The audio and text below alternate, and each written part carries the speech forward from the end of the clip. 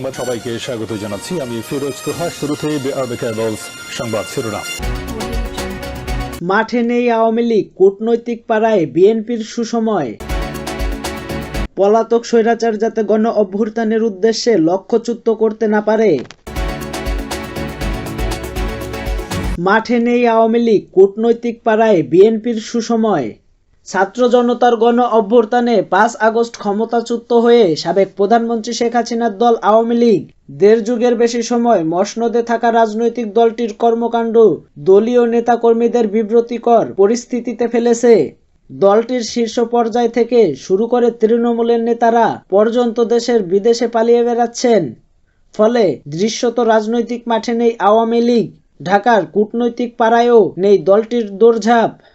অন্যদিকে সুদিন ফিরেছে দীর্ঘদিন দমন নিপীড়নের শিকার হওয়া বিএনপির। এখন রাজনৈতিক মাঠে দাপিয়ে বেড়াচ্ছেন তারা। একই সঙ্গে কূটনৈতিক পাড়ায় দলটির মূল্যায়নও বেড়েছে। দলটির শীর্ষ নেতারা ঢাকায় নিযুক্ত বিদেশি দূতদের সঙ্গে বৈঠক ও চা চক্রের আমন্ত্রণের অংশ নিচ্ছেন। এক কথায় কূটনৈতিক পাড়ায় বিএনপির এখন সুসময় চলছে। বিএনপির সংশ্লিষ্ট সূত্র বলছে, 5 আগস্টের পর বিএনপির সঙ্গে বৈঠক করেছে অস্ট্রেলিয়া, ইরান, চীন, রাশিয়া, ইউরোপীয় ইউনিয়ন, জাতিসংঘ, পাকিস্তান, তুরস্ক, নেপাল, ভুটান সহ বিভিন্ন দেশের রাষ্ট্রদূত। হাই কমিশনের সঙ্গে শুধু তাই নয়, 2018 সাল থেকে সক্রিয় রাজনীতির বাইরে থাকা বিএনপির চেয়ারপারসন খালেদা জিয়ার সঙ্গেও তার বাসভবনে ফিরোজায় গিয়ে সাক্ষাৎ করেছেন বাংলাদেশে নিযুক্ত ব্রিটিশ হাই কমিশনার শাহরর কুক ও সৌদি আরবের রাষ্ট্রদূত ঈসা ইউসুফ ঈসা। এছাড়া দিল্লিতে নিযুক্ত অস্ট্রেলিয়ার বাংলাদেশের অনাবাসিক রাষ্ট্রদূত ক্যাথরিনা উইজার ঢাকায় এসে বিএনপির চেয়ারপারসনের অফিসে এসে দলের মহাসচিব মির্জা ফখরুল ইসলামের সঙ্গে সাক্ষাৎ করে গেছেন। তবে সব ছাপিয়ে আলোচনায় ছিল 2024 সালের পর সংসদ নির্বাচনের নানান কারণে প্রকাশ্যে ভারতবিরোধী অবস্থান থাকা বিএনপির প্রতিনিধি দলের সঙ্গে ভারতীয় হাই কমিশনারের সাক্ষাৎ।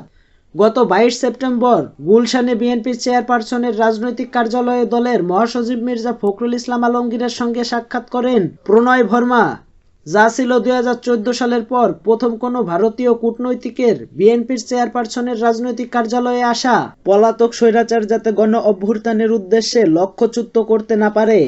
বর্তমান পরিস্থিতিতে দেশবাসীর প্রতি আহ্বান জানিয়ে বিএনপির ভারপ্রাপ্ত চেয়ারম্যান তারেক রহমান বলেছেন, দাবি আদায়ের আন্দোলন করা জনগণের সাংবিধানিক অধিকার, সুতরাং অবশ্যই জনগণের আন্দোলন করার অধিকার রয়েছে।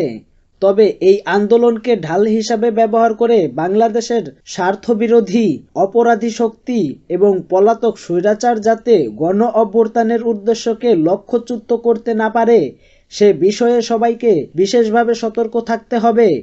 এদিকে বুধবার বিদ্যমান রাজনৈতিক পরিস্থিতিতে এক বিবৃতিতে এসব কথা বলেন তারেক রহমান। এদিকে তারেক রহমান বলেন, বিতাড়িত স্বৈরাচারের পলায়নের পর গণ অভ্যুত্থান পরবর্তী বাংলাদেশে একদিকে দীর্ঘ 1.5 দশক ধরে অধিকার বঞ্চিত মানুষের চাওয়া পাওয়া হিসাবে, অপরদিকে পলাতক স্বৈরাচারের প্রতিশোধের আগুন, সব মিলিয়ে দেশে ঘোলাটে পরিস্থিতি বিরাজমান। পলাতক স্বৈরাচার গত 15 বছরের দেশের বিভিন্ন সেক্টরে অনিয়মের পাহাড় তৈরি করেছিল, কেড়ে নিয়েছিল জনগণের সব অধিকার। সেই হারানো অধিকার পুনঃপ্রতিষ্ঠা আর অনিয়মের পাহাড় ভাঙতে স্বৈরাচার মুক্ত পরিবেশে বর্তমানে বিভিন্ন শ্রেণী পেশার মানুষ দাবি দাওয়া নিয়ে রাজপথে নেমেছে। তিনি বলেন, অবৈধ ক্ষমতা আর অবৈধ সুবিধা হারানোর পর পলাতক স্বৈরাচারের দোসররা সরকারকে অস্থিতিশীল করতে জনগণের দাবি আদায়ের এই আন্দোলনকে সুযোগ হিসাবে ব্যবহার করতে চাইছে। আন্দোলনকে ঢাল হিসাবে ব্যবহার করে আন্দোলনকারীদের সঙ্গে মিশে গিয়ে সন্ত্রাসীরা দেশের অরাজকতা সৃষ্টি করছে। বিএনপির ভারপ্রাপ্ত চেয়ারম্যান বলেন, জনগণের অধিকারের সঙ্গে সংশ্লিষ্ট বিভিন্ন ইস্যু কাজে লাগিয়ে ষড়যন্ত্রকারীরা দেশের চক্রান্ত জাল বিছিয়েছে। সারা দেশে একটি পরিকল্পিত নৈরাজ্য সৃষ্টির অপচেষ্টা ক্রমেই দৃশ্যমান হয়ে উঠেছে। জনগণের মনে অসহিষ্ণুতা পরিলক্ষিত হচ্ছে। গত কয়েকদিন রাজধানী ঢাকাসহ দেশের বিভিন্ন স্থানে যেসব ঘটনা ঘটেছে, এসব ঘটনাগুলোকে বিচ্ছিন্ন ঘটনা হিসাবে দেখার অবকাশ নেই। সাম্প্রতিক সময়ে রাষ্ট্রীয় অস্থিতিশীলতা বিনষ্টকারীদের তৎপরতা উদ্বেগজনক হয়ে দেখা দিয়েছে। তারেক রহমান বলেন, মাফিয়া সরকারের বিরুদ্ধে রাজপথে জনতার আন্দোলনে যেই শিক্ষার্থীরা সামনের কাতারে থেকে সাহসী ভূমিকা রেখেছিল, হঠাৎ করেই এখন তারা কেন একে অপরের বিরুদ্ধে এতটা প্রতিহিংসাপরায়ণ হয়ে উঠেছিল? জনমনের এই প্রশ্নটি এখন বড় হয়ে দেখা গিয়েছে। ছাত্র জনতার এমন একটি সফল গণ অভ্যুত্থানের পর শিক্ষার্থীরা কেন শিক্ষাঙ্গনে ভাঙচুর চালাবে, কেন আগুন ধরিয়ে দেবে? এসব ঘটনা স্বাভাবিকভাবে দেখার সুযোগ নেই।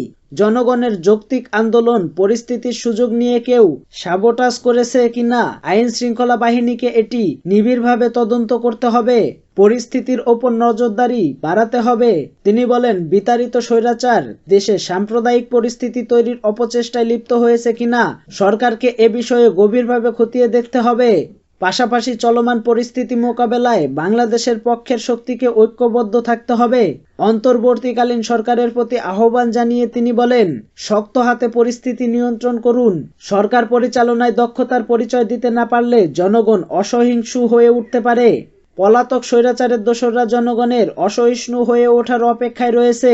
আমি বারবার বলেছি, জনগণের নিত্যদিনের দুর্দশা লাঘবে করণীয় নির্ধারণী হোক সরকারের প্রথম এবং প্রধান অধিকার। অন্তর্বর্তীকালীন সরকারকে মনে রাখা দরকার, বর্তমান বাজার পরিস্থিতির কারণে দেশের কোটি কোটি পরিবারকে প্রতিদিন স্বাদ এবং সাধ্যের সঙ্গে আপোস করতে যাচ্ছে।